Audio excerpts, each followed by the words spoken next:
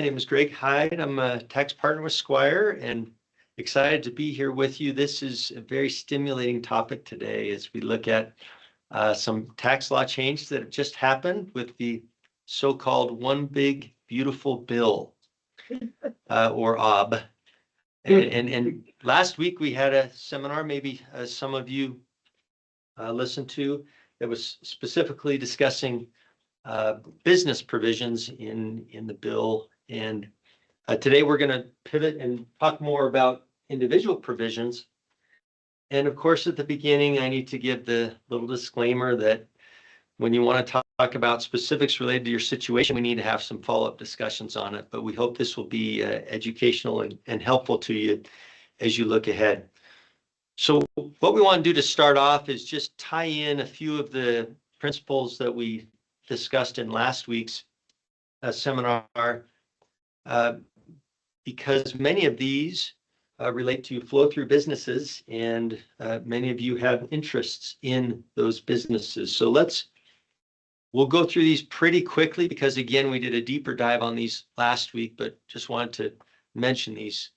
The first significant provision we want to talk about is the 20% pass-through deduction, or the QBI deduction.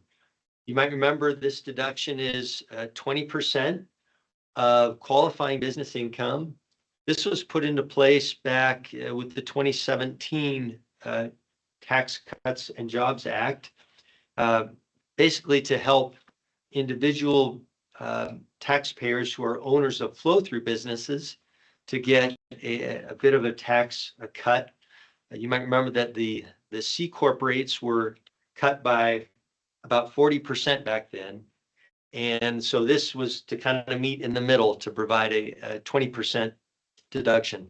Well, that was scheduled to sunset at the end of 2025. It has now been made permanent. But the change that we mentioned here is that the so-called phase-out range on this deduction has been made a little bit larger. In other words, those with higher income have a better chance of being able to benefit from it. Okay. And the second point here is that service business owners and under these rules, SSTBs, those are service businesses. Those are consultants, physicians, attorneys, accountants, athletes, celebrities, things of that nature. I don't know very many accounting celebrities, but they're in this. They're out there. Okay? They're out there, yeah. So, but there are no significant changes made to who qualifies for that. Okay, the next issue I want to mention. The phase out goes at 150,000 per joint. Is it as soon as you hit 150, there's none? No, that's the range of the phase out. So the starting point of the phase out is still around 400,000 is where it starts. Very good. But it just goes over a wider range. Okay, good question. Okay, the next provision is the 163J limit. This relates to deductible business interest expense. And so highly leveraged businesses, and many times this includes more capital intensive or real estate type businesses, they were running to a limit on their deductible interest expense because of the change that was made to that law. That law has now been liberalized again for 2026 and beyond. So this is good news for those of you with interest in those types of businesses. The next item I want to briefly mention is that 100% bonus depreciation is back. In other words, you can write off the full cost of a fixed asset that you buy for your business that had been scheduled to be limited to 40% of the asset cost for 2025. But now that is permanent, and that applies to assets placed in service January 20th of 2025 or later. In a related vein, section 179, which is another depreciation type provision, that limit has also been increased.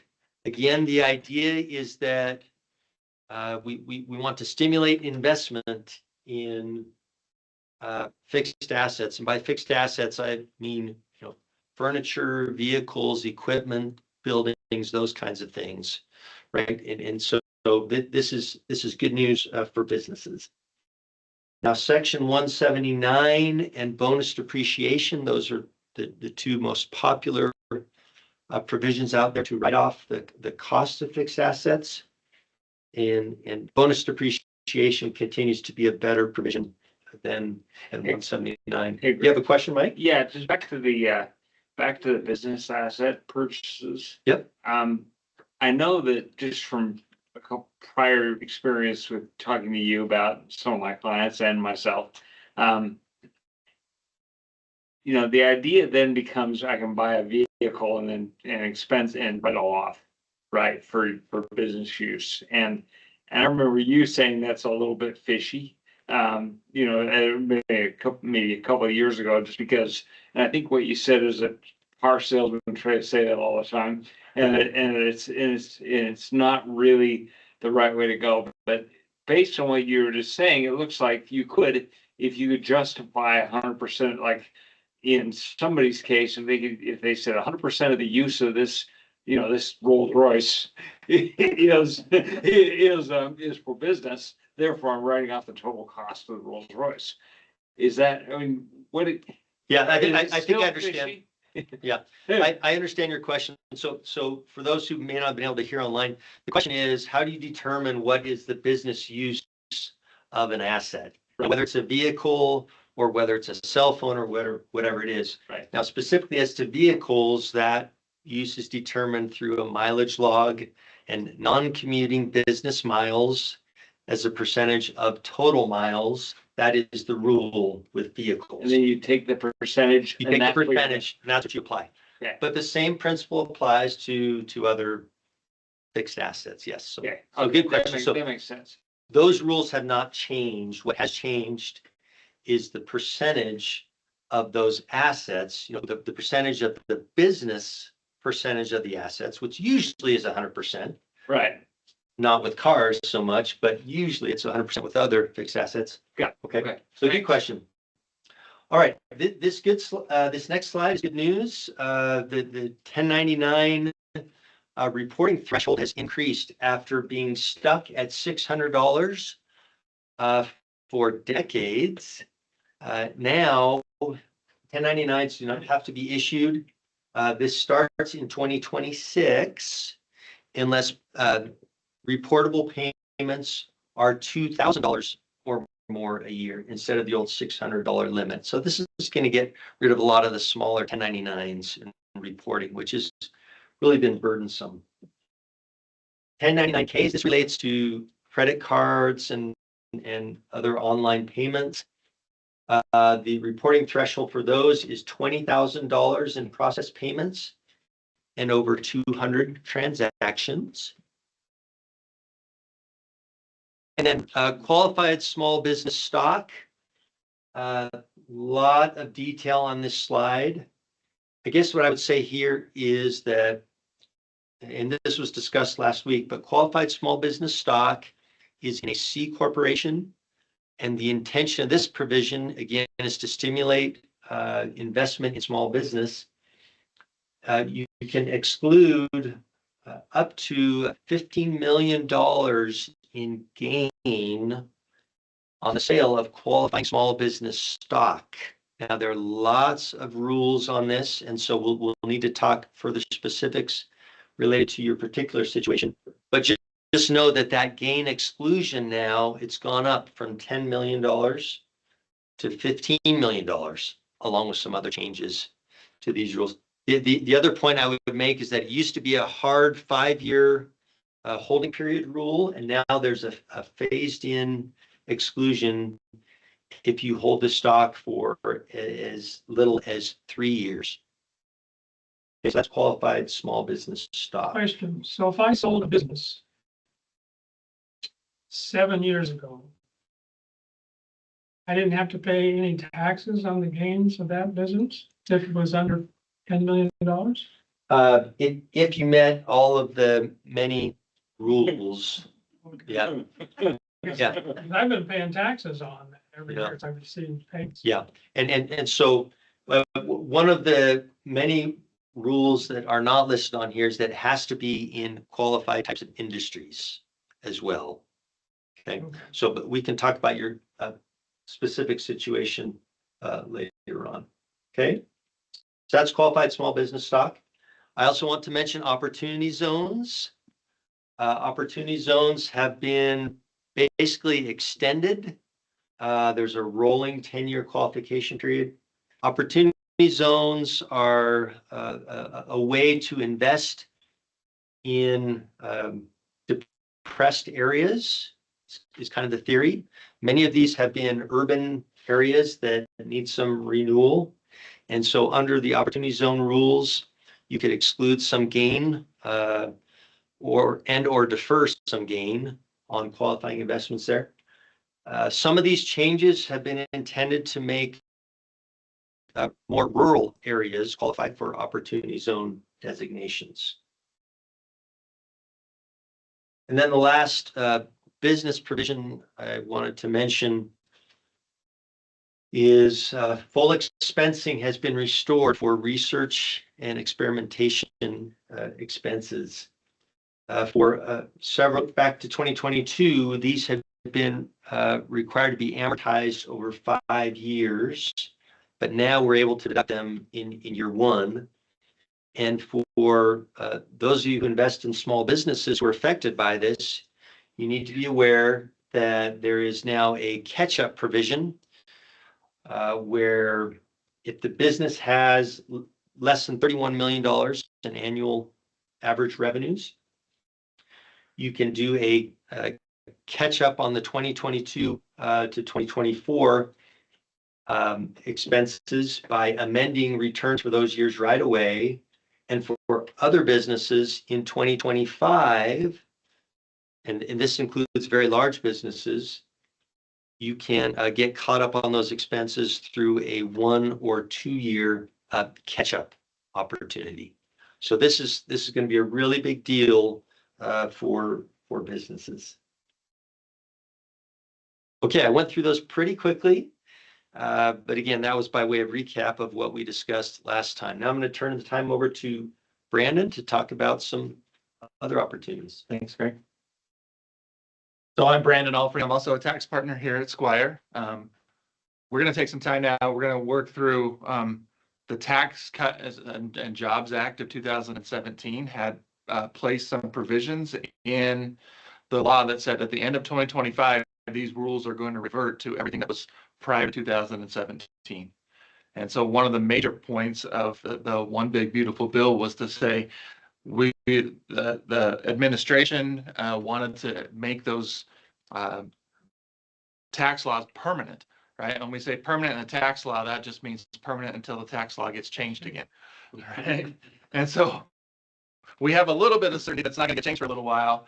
But one of the things that the One Big Beautiful Bill did was to make some of these provisions that we're used to permanent. So we want to cover some of those before we talk about what actually came in as new tax law. So the first one is the tax brackets.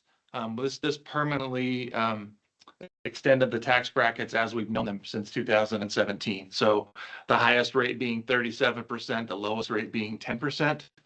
Each year, these are now going to be indexed for inflation so that those brackets grow with the inflation. So we can do some more planning as to when you might take income, when you might defer income, and to do those different things.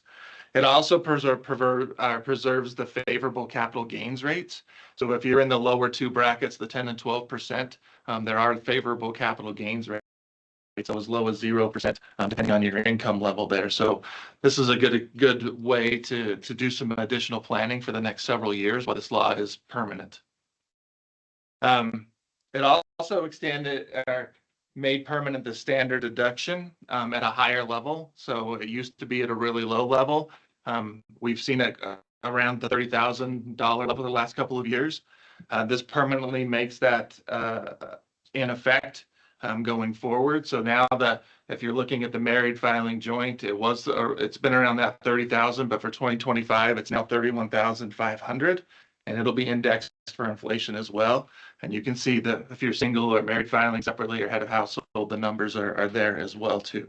So again, good news for taxpayers that maybe don't itemize a lot or are very close to that line. It gives us opportunities to do some additional planning and how to help maximize your charitable giving and take advantage of the standard deduction. And there's also the deductions for being a senior or being blind continue in this as well. So they've been made permanent as well.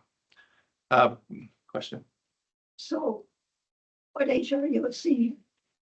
65, is that what it's, yeah, the tax law requires that at 65, so, yeah. So. And then the personal exemptions, you think of your, like, way back when we used to count your children and say, you know, you got an exemption of deduction for everybody that qualified for that. In 2017, those personal exemptions got phased out from the Tax Cuts and Jobs Act, and this makes that permanent, that you don't get a personal exemption or deduction for your dependent children. There's still a dependent children rule for other qualified tax rules like child credits and those kind of things, other credits, they still have to meet the dependent rules, but you don't get an exemption for those dependents. However, they did make permanent the other dependent credit. So if it's a qualifying dependent, which has different rules, but it's not a direct child or anything like that.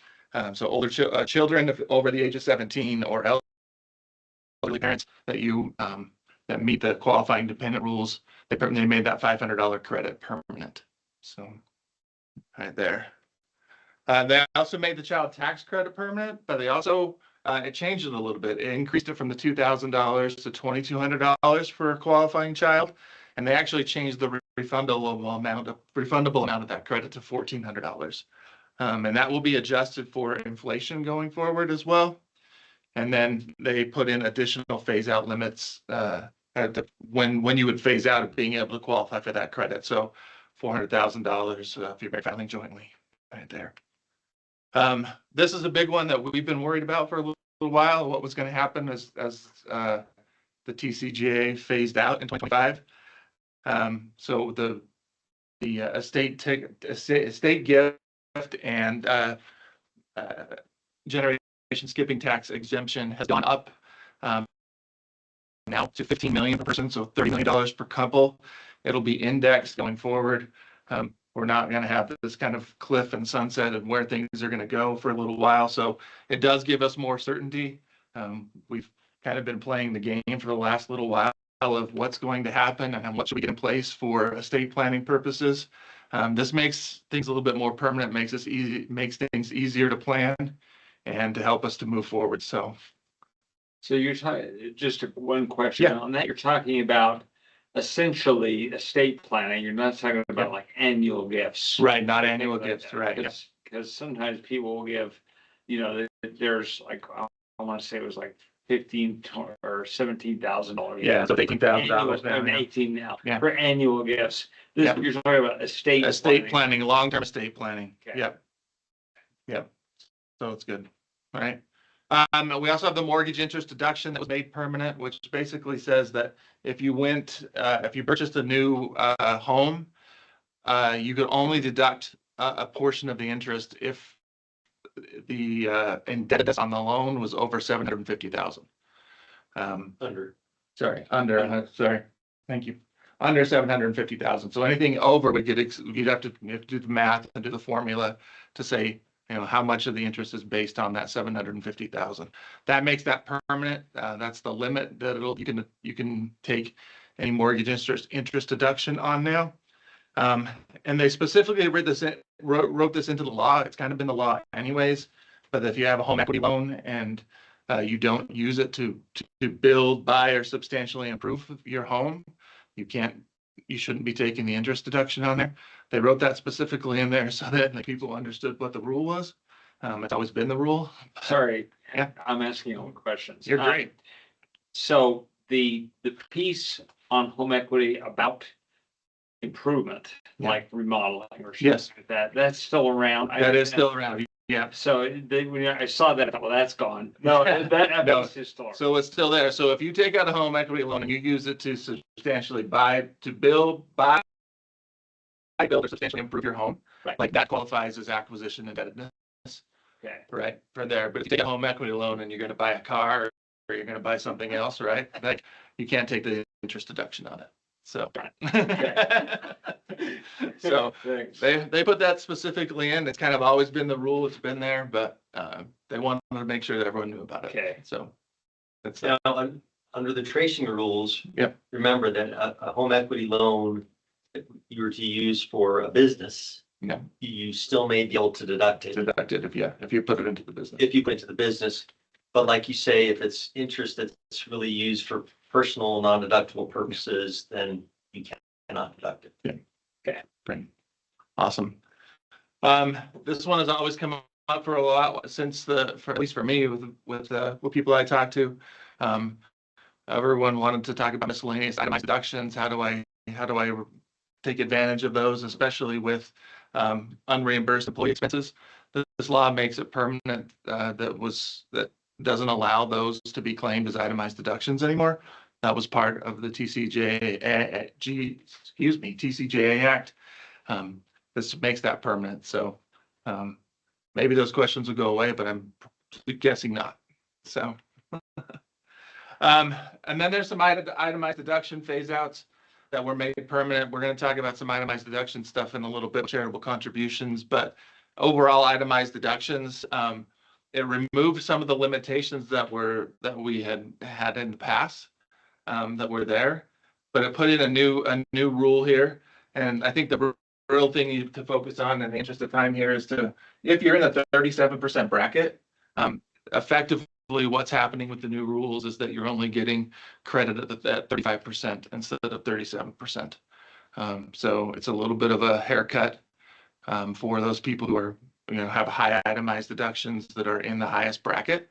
To get there, it doesn't mean that you don't get a benefit from it, but there's going to be some benefit you're going to lose in this process. So some planning that needs to be discussed and go through those things. So the moving expense deduction went away in 2017. They just made it permanent unless you're a member of the military. And then casualty losses.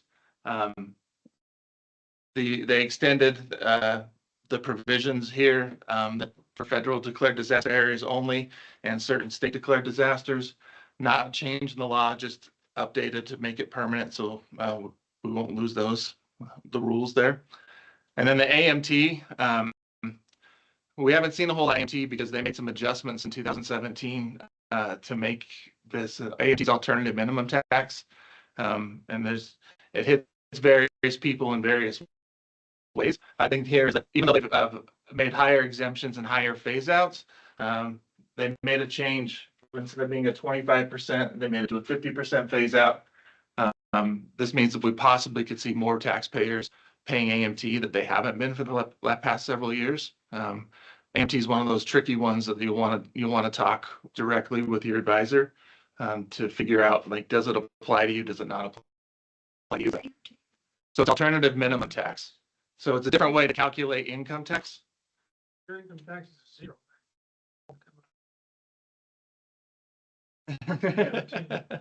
It's Yeah. not gonna let you be- So it's just a way that it tries to make sure that, you're not taking too many deductions to escape income tax. So in a nutshell right there. So good. All right. So now we got a bunch of new stuff that has been added to what's been extended, and Greg's going to start us through that. Thanks. Hey, Greg, one question. Is educator expenses, is that gone now to $300 or that's still? It's still there. Still there. Yeah. Okay, we've been rifling through things pretty quickly.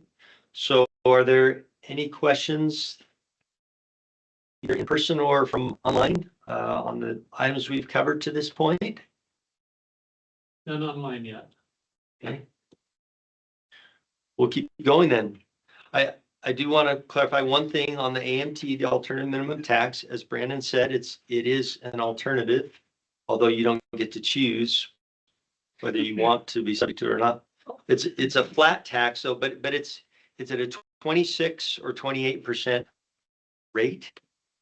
And so it really doesn't apply in many cases. And then there's about a $500,000 exemption from it as well, $500,000 of income.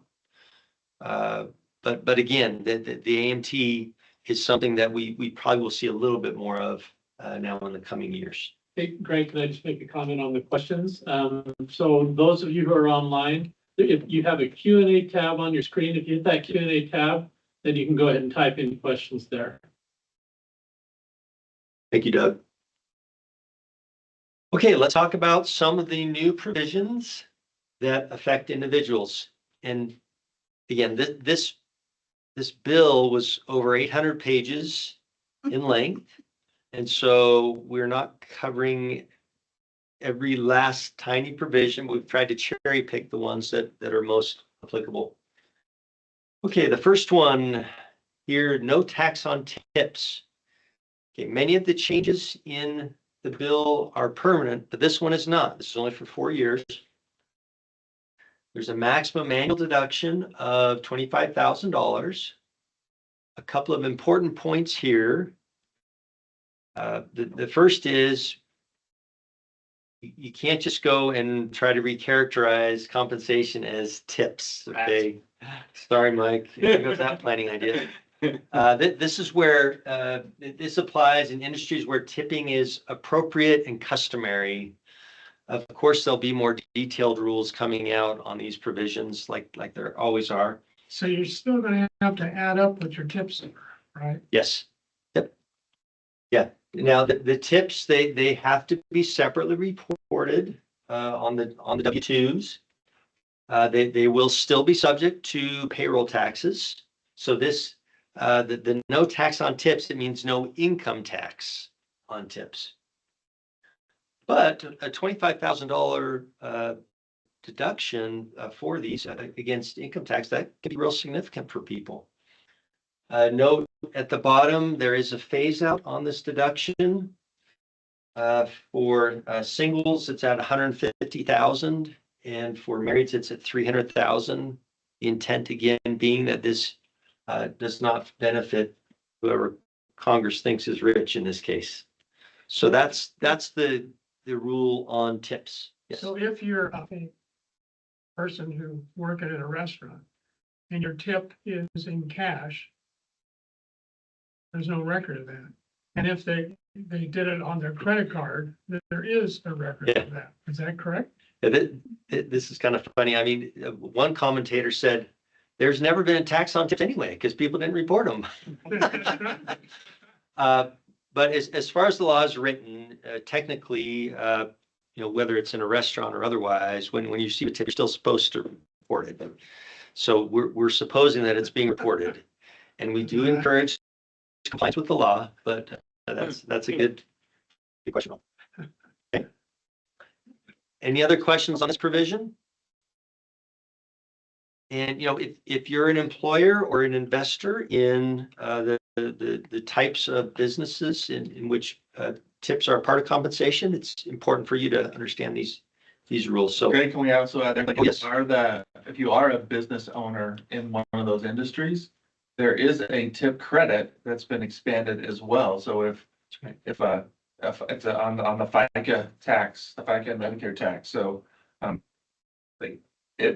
it's important for those people who are in those businesses, those owners, to actually make sure that those tips get on the W-2, because they can get a tax credit to help offset that. So Okay. it actually helps both the employee and the employer in that realm. Yeah, it does. Good point, Brandon. Okay, and now there's also a no tax on overtime provision for 2025 through 2028. You'll see the number of $25,000 is there again. This needs to be qualified overtime compensation. The first provision here, I think, is really important for folks to understand. It needs to be overtime as defined under the Fair Labor Standards Act, and it has to be in excess of the regular pay rate. Okay. Overtime is now going to need to be separately reported on the W-2s. That has not been a requirement in the past, okay? And there's a lot of questions of exactly how that's going to work, and especially since this became effective as of January 1st of 25, almost 7 months ago. So there is going to be some transition relief. There's already been some communication issued by Treasury on this matter where employers are going to have some relief, but payroll providers are scrambling to understand how to comply with this. But just important to understand that it's not just any overtime, okay? Again, it needs to be compensated at a higher rate than regular pay, and it needs to meet those definitions. Again, these the overtime pay will still be subject to payroll taxes. Okay, so it's an exemption from income tax. And the phase out is the same as for tips, 150,000 for single, 300,000 for married filing joint. Question? Do we know? I mean, not that they haven't defined it yet. Is it going to be the difference between the higher rate and the base rate, or is it the entirety of the higher rate? My understanding is it's the entirety, Okay. not the So differential. it's the full time. If it was 3 for time and a half, it's the full time and a half. That's my understanding. Let me see if I understand this. Let's say we got a person who's getting paid $20 an hour. Yeah, their standard pay rate is Yeah, $20 an hour. And they work 50 hours a week. So that's more than the 40 hours. But if they don't get any extra, if it's just $20 an hour, That's correct. they don't get a deduction, right? That's correct. That's like time and a half, I was just saying. And yeah, and there is not a specific provision that says it has to be time and a half, but time and a half is kind of a standard rate for overtime. This has to be more. It just has to be more. Yeah. And again, as with many other new tax provisions, there will be additional guidance issued on this. Did I skip one? No. Okay. The senior deduction. Again, this is for 4 years, 2025 to 2028. There was much talk on the campaign trail about making Social Security not subject to income tax. That didn't make it in, but this senior deduction is at least in part an attempt to address that promise. So taxpayers who are 65 or older may each claim an extra $6,000 deduction. So that's $12,000 if you're married filing joint. This is in addition to whatever standard or itemized deduction that you're claiming. Okay. And again, this is a deduction, so it reduces your taxable income. This starts to phase out at $75,000 of income for single or $150,000 for couples. So what's the beginning phase out at 151,000? I do not remember how the phase out works, but we can get back to you about that. So does it phase out over a period? So if it's 250,000, that's $100,000. That is totally Does phased. anyone else here remember the phase out range or mechanics? We can get back to you about that. I can remember. Yeah. Okay. I have a question. Yes, I'm not sure I understand this. So if I make over 75,000 a year, I get no deduction. Is that what's that sound? well, and that relates to Ron's question. So 75,000 is where the phase out starts. And we did not note in the slide, and we'll have to get back to you about it, how the phase out works, but that's where it starts getting reduced. So. You could end up with Well, you Well, could, no deduction. if you had. That's correct. You could end up with Yep, that's correct. no big deal. That didn't help you at all. And this is in addition to the increased standard deduction for people. Yes. That is correct.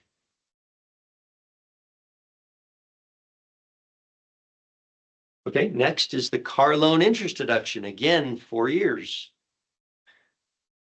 This allows for a deduction of up to $10,000 of interest on new car loans. Per year? So do the math. How nice of a car could you get? It's a large amount. The point being, I don't think too many of our clients will be above the $10,000 of interest in a year on a car loan. If they are, maybe we need to talk about financial planning more. But all kidding aside, right? I mean, different cars are needed for different things. There is a domestic production incentive. In order to qualify, the vehicle must be new and it must be final assembled in the US. We'll get more details on that, I believe. The vehicle must serve as security for the loan, so it has to be a car loan. Okay, this wouldn't be like a home equity loan. And the vehicle has to be less than 14,000 pounds, is that right? The vehicle does also need to be less than 14,000 pounds. That's correct. Now, 14,000 pounds is a pretty heavy vehicle. Okay, but that is correct. Was there another question? In the I back? have an answer on the other one. Let's finish this slide and then we'll go back to that.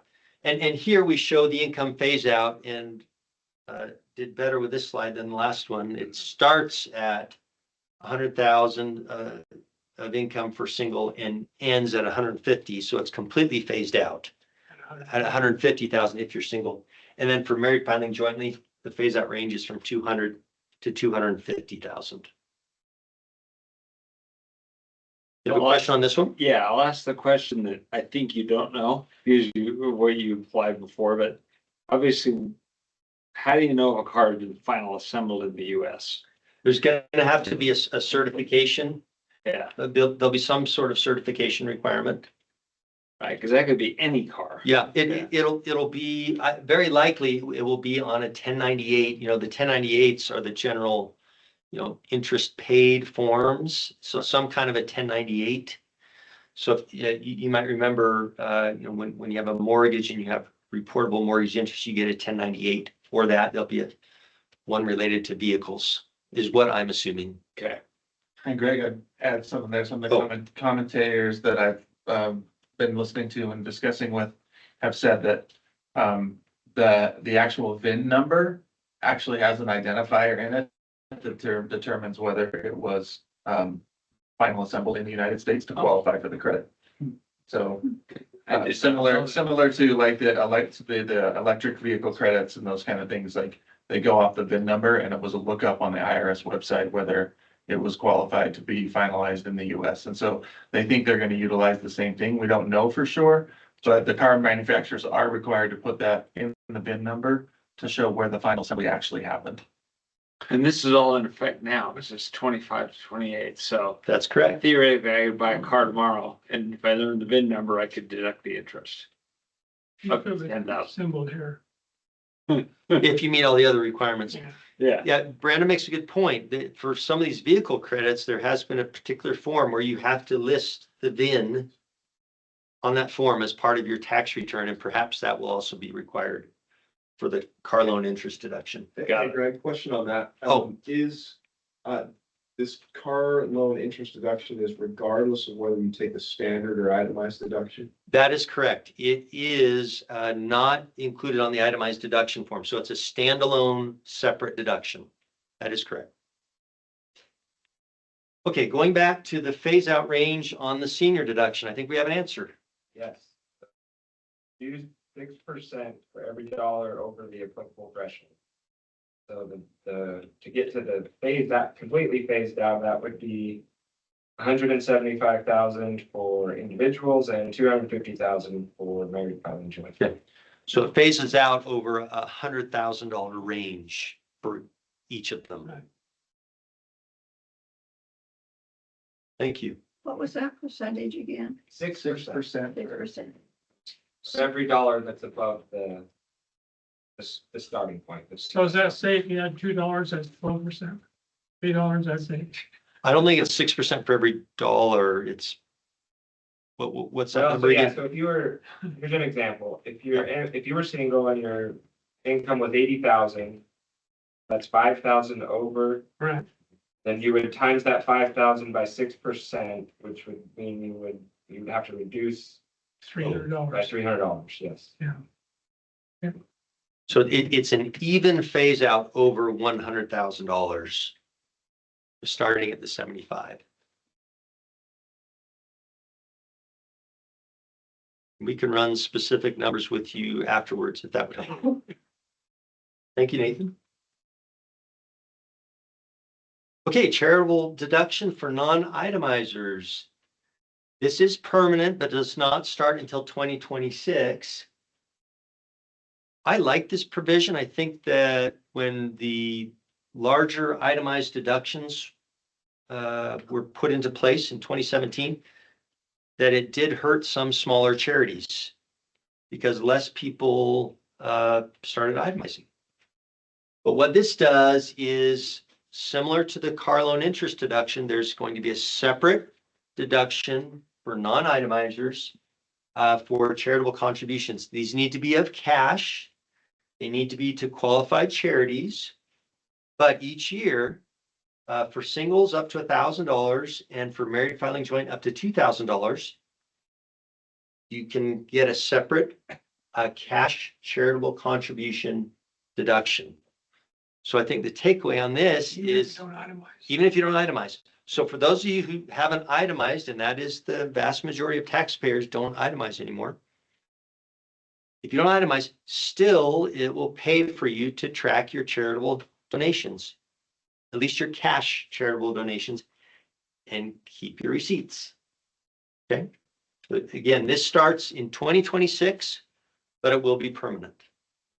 So when you say cash, 2,000. you mean not things like donating things to the DI. That's correct.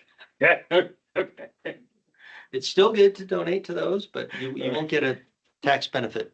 Doug? Well, I've just got two comments from online, but they're going back to prior topics, so let's go ahead and finish this one. We'll finish this topic. Okay, did you have a question? Yeah, so if you're like paying your 10% to the church, do you get the deduction or don't you?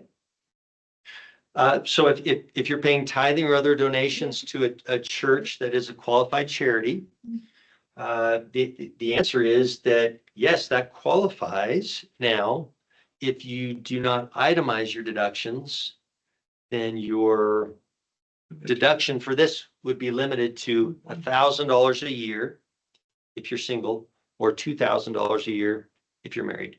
But if you itemize it, If you itemize it, the same rules that we've had before still apply. But you still have to have enough donation to make it worth itemizing. Right. So, Correct. okay. Can I ask a different question? Is it on this topic? It's on the topic, Okay, go ahead. but it's different. Okay. In the past, if you have to take out money out of a retirement plan, and if you gift that money directly to the charity, you don't get the deduction, but you also don't get taxed on that portion of your withdrawal. Is that still in play, or do they? That is still in place. So that's the charitable rollover or qualified charitable distribution QCD rule. That is not changed at all Okay. under the act. That's still an excellent provision. Okay, we had a couple of questions on a few other topics. Maybe we can. Mark asked, what is the definition of income for the senior deduction phase out? Is it AGI, MAGI, or taxable income? What's kind of the deal? It's going to be either AGI or MAGI. I don't remember between the two. MAGI. Okay. So it's modified adjusted gross income. So probably income without, well, I guess it'd just be income in general. I think you add back tax exempt interest for that, if I remember. Okay, it's like the old social security income definition. And then what was the other? Then the other question is on the car loans. Does this work for current car loans that meet the criteria? And I think the answer is no, it's got to be after a certain date, doesn't it? I believe that's the answer, but I'm not certain. So we may need to follow up on that. All right. Okay. Again, on charitable donations.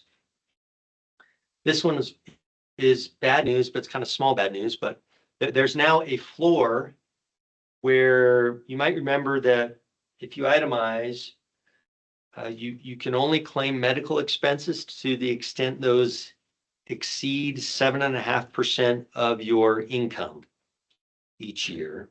Okay. We have a similar rule now for charitable contributions, but that floor is 0.5% of your income. Now, this isn't going to matter to a lot of people, but this can make a big difference if you're a higher income taxpayer, right? So if you you do the math. If you make $1 million a year, right? 0.5% of $1 million is $5,000. If I'm doing the math right on my feet. If you make 10 million a year, that it would be 50,000. So that's a reduction. Do I need to add one more? I think. We need computers for this. Okay. Not half.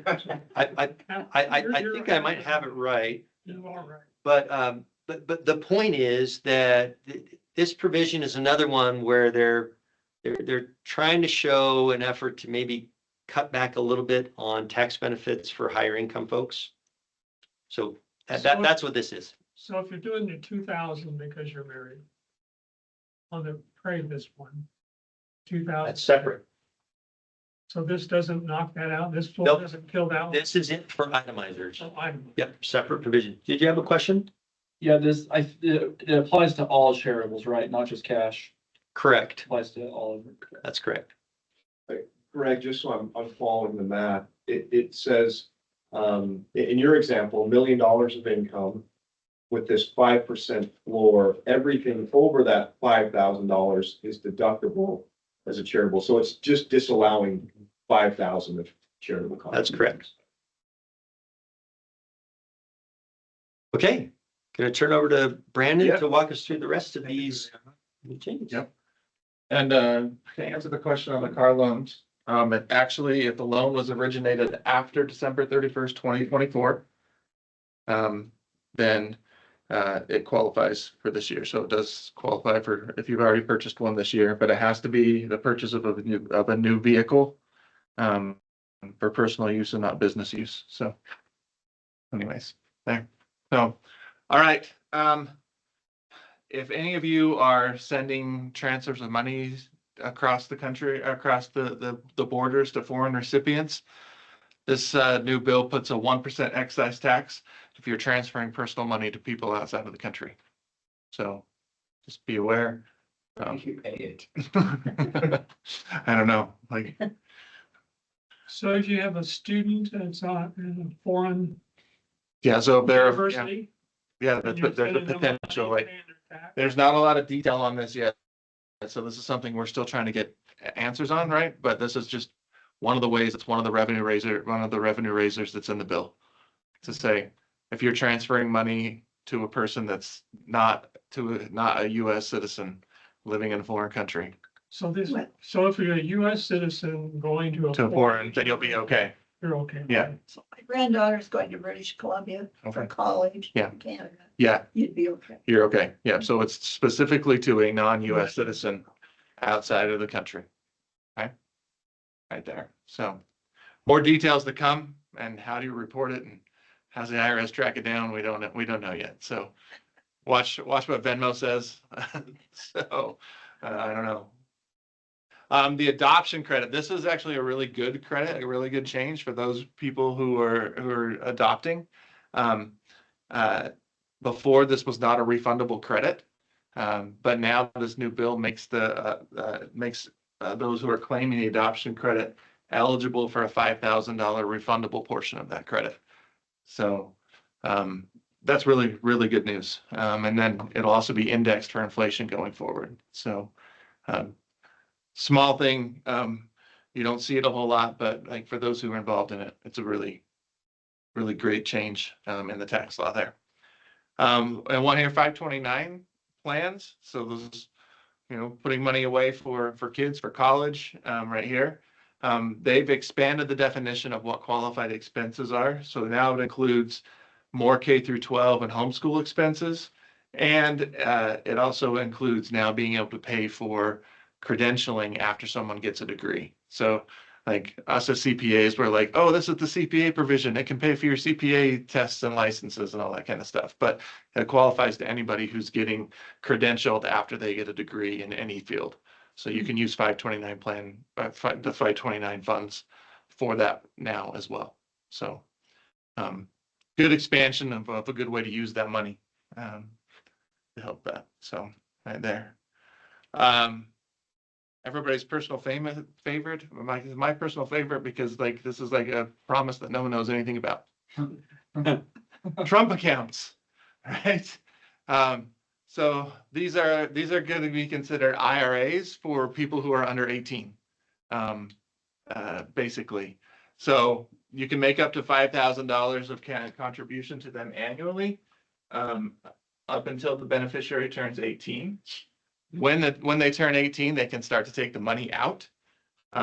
We don't know any of the mechanics, like how it's going to work, like how do you For determine? anything or for education? Right now for anything. So So they can go buy a car. yeah, like there's not a whole lot of detail on this right now. There's just like, hey, we're gonna let you put money in and have this set aside for kids as they become adults, right? They have to be designated as a Trump account when they're set up, so they're not a regular IRA, they are a Trump account, so. Under that nail stick. When I was growing up as a kid, like my family bought the Trump board game, and that's all I ever think about now when I see these Trump accounts is like, here's the Trump board game and which piece of real estate are you buying and selling or whatever, but. So one question Yeah. that you might, I'm gonna be getting ahead of you. So, this is just like an IRA. So the idea would be you are taking it in on a pre-tax basis and you withdraw it and you get taxed. Yeah, they will get taxed when they come out. So that's the difference between using a 529 or using this as a 529. Yes. 529 gives you a state tax credit. Yes. Right, okay. I just Yeah. want to make sure I understood. Yeah. So anytime they're gonna pull money out, right, it is gonna get taxed because it is an IRA, right? Question. So would you get a deduction? So you get a deduction for putting the money in? If it's like a regular IRA? That hasn't been determined. I don't think we know the answer. We don't know the answer to that yet. This is just kind of like, So I was gonna say, if I'm it's gonna put way my- better than an IRA, because we can pull it out for whatever. yeah. You still get the deduction going in. Yeah. So we don't know for sure, right? So like, this is like all like, this is like probably the most shrouded in secrecy part of the bill as I've read it, right? Because all we get is like, hey, you can't do anything for 12 months because we got to figure out what this really means. That's exactly right. Yeah. That's what they're saying is like, we're going to give you guidance. This is in the law and we'll figure out what it's going to mean for you in 12 months. So, Joe. Brandon, I've heard rumors that the government will cede that first $1,000. Yeah. For that, so it's $1,000 free money theoretically, is that? Theoretically, yes, right? Like that's one of the things that's been floated out there and like, we don't know for sure, like, but they will say that, hey, that if the government sees that a child's born and there's not been an account set up for them for one of these Trump IRAs or Trump accounts, right? Like they would theoretically set one up. I don't know how or where or anything like that. Again, no details. Like this is just like pie in the sky. Like this is probably worse than no tax on Social Security. Right? So this is out there. We don't know much about them because there isn't a whole lot of detail other than like, you got to wait a year, you can put in 5,000. When they're 18, they pull it out and they get taxed on it. Like, but that's all we've heard. So they can take it out before they're 18? Theoretically, that's supposed to be, but there's supposed to be some provisions that if it was a hardship, they could take it out before 18. So again, no detail. There's not a whole lot of details to how it's supposed to work. Yeah, a lot more information to come on this one. We just wanted to mention it to you so you'd be aware that it's Yeah. out there. So And you put a maximum of 5,000. Yep. Per year. Per year. We think that's what the law will be, but with You're not sure. really a lot of uncertainty on this Yeah. piece. So how do people start these? They want to start them They before they can. know what's going on, or do you They- It wait? says start. Yeah. So 12 months. We got 12 months. That won't allow any contributions or anything to start until July 4th of next year. So we're waiting to see I what. have lots of grandkids Yep. and great grandkids. And so the question is, what do you do? What do you do? Does the parent have to do it or can grandparents do it? There's Well, one okay. account for each individual, so, and they get, only $5,000 can go into the account, so, If I put 5,000 into a Trump account next year in July or. Yeah. I get a $5,000 deduction, we don't know if you get a deduction or yet or not. but does it grow tax-free in that account? We don't know that You, either. you can ask many questions, Ron. All right. As we get more information, we will make sure we disseminate it to our clients and so that people know. More fun to come. Yeah, like, we know about as much as what it says here, so we're waiting to see, so. All right, probably the biggest change that's been wanted and expected through any tax change here is the state and local tax deduction. So it was capped in 2017 that your state and local taxes you couldn't take a deduction above $10,000. So if you had $10,100 in state and local tax, you could only deduct 10,000. Right, and so this really came into effect. It hurt a lot of people in states where there's high property tax. So a lot of the eastern states ran into this. And so they created some ways to get around it for some business owners, which we'll talk about in just a second. But this has been one of the sticking points, and it went back and forth between the House and the Senate as this came through. And what ended up is changing that deduction of how much state and local tax you can deduct as you itemize from 10,000 to 40,000 now beginning in 2025.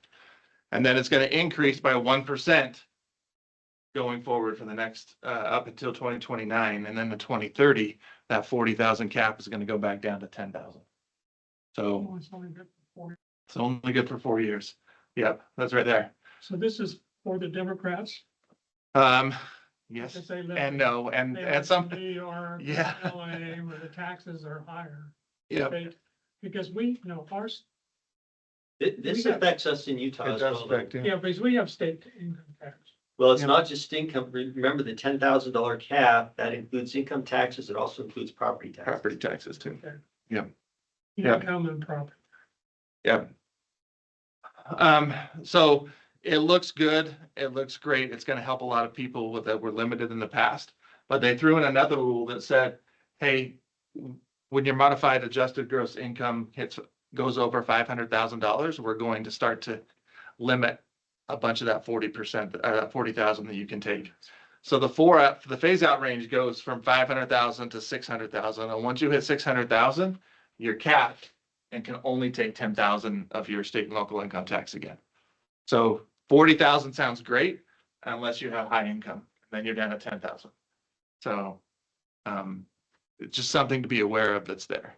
Okay. So, but in the good news in this, like I said, where in the past, the states made some workarounds for people who own businesses, and the IRS accepted that process as a pass-through entity tax salt deduction.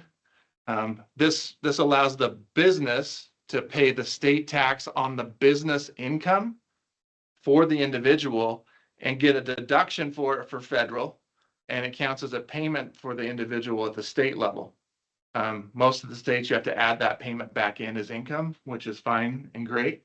But this law didn't make any changes to that. So it still allows business owners to make state tax payments on the business income and get a federal deduction and then be able to pick up that to help state. And that doesn't affect that $40,000 limit of the state and local income tax limit that we just talked about. So this is in addition to, so that still creates a great opportunity for business owners planning. You may be subject to that $10,000 cap because you've hit that $600,000 limit of modified adjusted gross income. This deduction still allows you to find benefit and get some tax deduction in that process. So really good news here. This was something that we were worried about that was going to take out. The only thing that we're concerned about now is that there was a phase out date for a lot of those states and the rules that they had in place that phase this out. And so now we're waiting for the states to update their laws to say that it's evergreen, just like this deduction, so that there's not a it sounds good for federal, but the states don't allow it. Most of the states, I think, are going to say, hey, we want to keep doing this because it makes us look good to our constituents and the residents of our state that's there. So big planning opportunity here where we have an increased salt deduction and we have the pass-through entity tax deduction still available to us. Wagering losses now. This is one quick change. They just said you can only, your losses are limited to only 90% of the amount of your losses and only to the extent of your winnings. So it used to be 100% of your losses, but now it's 90%. So they found some people to help raise revenue on there. So, and then energy credits. This was a big deal. A few years ago, the Biden administration put in a bunch of additional energy credits. This bill now kind of reverses everything that was done, essentially, right? And so the clean vehicle credit, so this is your electric vehicles, right? Or the previously owned. So if you bought a used electric vehicle, that credit now ends at the end of September of this year. So if you're looking to buy one, this is the time to buy it. Get 1 month of credit. Yeah, right there, right. And then again, those are subject to rules too about how much credit you're actually, because of the credits up to $7,500 for the clean vehicle brand new and up to $4,000 for the previously owned one, but it depends on how many models have sold, those kind of things right there. At the end of the year, the credits for energy efficient home improvements. So think of the ones we've had in the past with like energy efficient water heaters, windows, insulation, all those kind of things. That goes away at the end of this year, right? And then the residential clean energy credit are things like solar and geothermal. That goes away at the end of the year too. So it's a pretty abrupt, quick timing that says, hey, we're going to cut these off. And it's going to be by the end of this year. So if people are interested in those, and my sister-in-law keeps bugging me, like, should I get solar? Should I get solar? Should I get solar? Right. And I'm like, yeah, now's the time if you're going to do it, right? Because you're going to have, this is the last chance to claim the credit for a while. Is the, I should know this already, but is the credit based on purchase price? In other words, what's in place now, which is going away at the end of the year. So in my case, I bought a tankless water heater and got a UP&L credit for it like 3 years ago. Right. Is there some kind of ongoing credit that I should be taking and telling, tax people about? Or is it just based on what I spent, when I bought it? Yeah, it's just, so it's in the year that you bought it is when the credit's available. Okay, got it. Right. Yeah. So that's why if you've been looking at any of these and you're looking, say, hey, there's a tax credit and that's somehow incentivizing you to go and do it, you just have a timeline now to get those done, to get a credit in 2025. Got it. So there's other business and energy credits that have changed. Most of them don't apply to most taxpayers. A lot of them are business related and as far as construction and those kind of things. But this is a really quick and abrupt end to a lot of these credits that people have been around for a while. So they're going to disappear, and then next year people are going to be like, hey, I bought a water heater, or I bought this, right? And it's not gonna qualify for any kind of credit because it'll be gone. So just heads up there. So all right. Greg's gonna answer all the questions. Any more questions, Doug? Any more that come in online, or No more online. any more here? Thank you, everyone, for attending. Yeah. We've gone a few minutes over, but we appreciate the questions as we've gone along.